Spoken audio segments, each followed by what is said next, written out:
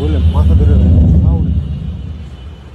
আমাদেরকে আজীবন শিকার হয়েছে তিন দিক থেকে ঘেরা, এরপরে সাগর ডুবে মরবো। অথচ এই তিন দিক ঘেরার পরে এই সাগর যে আমার অপার সম্ভাবনা, আমার শক্তি, যেখান থেকে আমি দুনিয়াকে উন্মুক্ত করে বহুদেশে বিশ্বের সাথে মিলে যেতে পারি, যেই সাগরে আমেরিকার দরকার, যেই সাগর চায়নাকে দরকার, যেই সাগরে অ্যাক্সেস না পাওয়ার কারণে সেভেন সিস্টার্স বড় ক্রাইসিসে থাকে, আমি বরং ইন্ডিয়াকে বাধ্য করতে পারি, তুমি আমাকে হেল্প করলে তোমার অনেক টাকা আমি বাঁচাই দিব, সেভেন সিস্টার্স আমি পণ্য পরিবহন করতে দিব।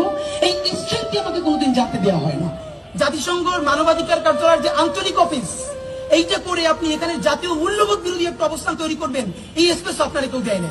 আফ্রিকার এই যুদ্ধ বিধ্বস্ত দেশগুলো, ফিলিস্তিনের পাশে, সিরিয়ার পাশে বাংলাদেশের নামটা লেখা থাকবে কেন? বাংলাদেশ কি যুদ্ধ বিধ্বস্ত দেশ? এখানে কি গৃহযুদ্ধ হয়েছে, নাকি এখানে কোনো বহিঃশত্রুর আক্রমণের যুদ্ধ হয়েছে? তারা বাঙালি জাতীয়তাবাদের নামে বাংলাদেশকে টুঙ্গিপাড়ার কলোনি বানাইছিল। আমাদেরকে এখন যেটা করতে হবে, সেই কলকাতা এবং টুঙ্গিপাড়ার কলোনিয়ালিজম ভেঙে ঢাকার বাংলাদেশ গড়ে তুলতে হবে। আর বাংলা মানে আর এখন আর কলকাতা না, বাংলা মানেই বাংলাদেশ। এই স্বাধীন পরিচয়ের জন্য আমাদের দীর্ঘ প্রস্তুতি নিতে হবে, মনস্তাত্ত্বিক লড়াই, সাংস্কৃতিক লড়াইয়ের জন্য। আনিস আলমগীর সাহেব এত বড় কথা বলেন না, ওনার সাথে আমার রুচিতে বলেন, আমার অনেকগুলো টকশোতে দাওয়াত দিচ্ছি, আমি ওনার সাথে কখনো যাই না, যাই না। ন্যূনতম একটা রুচি রক্ষা করতে হবে আমার। তখন আমাকে জিজ্ঞেস করতেছে, আপনি শিবিরের কোন পোস্টের? আমি রিপ্লাই কি দিয়েছিলাম জানেন? আমি শিবিরের শাহবাগ বিষয়ক সম্পাদক। আওয়ামী লীগের চরিত্রটাই হলো এরকম, এর যে একটু ভালোবাসে তার এসে হত্যা করে। শহীদ প্রেসিডেন্ট জিয়াউর রহমান শেখ হাসিনাকে দেশে আসার অনুমতি দিছিলেন, সুযোগ দিছিলেন, এবং বলছে থাক সবাই রাজনীতি করুন। আসার এক মাসের মধ্যে জিয়াউর রহমান শহীদ হয়ে গেছে, 13 দিনের মধ্যে। এবার দেখেন, এই যে আমরা এখন যারা সবাই করতেছি, সুতরাং এটা একটা বিষ। এই বিষের সাথে আমরা কিভাবে লড়াই করব?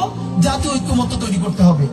আমাদের সামনের নির্বাচনে ম্যান্ডেট কি হবে এইটা সুস্পষ্ট। সংসদের প্রথম 6 মাসের মধ্যে জুলাই সনদের সমস্ত কথাগুলো সংবিধান ইনকর্পোরেট করতে হবে। যদি পারেন নতুন সংবিধান করতে হবে, নতুন সংবিধান করতে না পারলে এইটার মধ্যে ইনকর্পোরেট করতে হবে।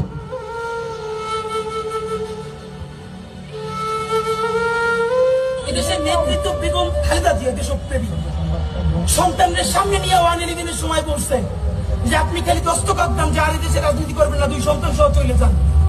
কুকুকে হারাইছে। তারেক রহমান আমার খুব মনে আছে, এখানে পিজি হসপিটালে আমরা তখন ছোট, 111-এর পর যখন তার পিজি হসপিটালে আনছে, ঘাট দাঁড় করাইতে পারে না, বেগম জিয়া দৌড়ে আসছে দেখতে, মার কোলে মাথা রাখতে পারে না। এই ভদ্র মহিলার আল্লাহ কি দেশপ্রেম দিয়ে বানাইছে দেখেন। সে দেশ ছাড়ে নাই, সে বলছে বাংলাদেশ ছাড়া আমার আর কোনো জায়গা নাই। শহীদ নিজামী মুজাহিদ সাহেবেরা মন্ত্রী হিসেবে সর্বশেষ তখন সম্ভবত 2006 বা 2007 মন্ত্রী ছিলেন।